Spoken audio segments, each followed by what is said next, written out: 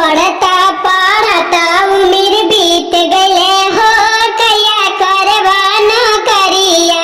पढ़ता पढ़ता उम्र बीत गए हो कया करवा नौकरिया।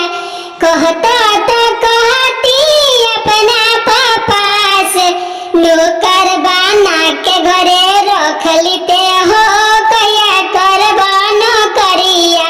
पढ़ता पढ़ता उम्र बीत गए हो कया करवा नौकरिया। कहता तो कहती अपना चाचा से कहता तो कहती अपना चाचा से ड्राइवर बना के घरे रख लेते हो कया करवा नौकरिया।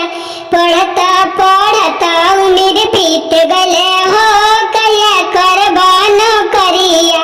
कहता तो कहती अपना भैया से कहता तो कहती अपना भैया से नौकर बना के घरे रख लेते हो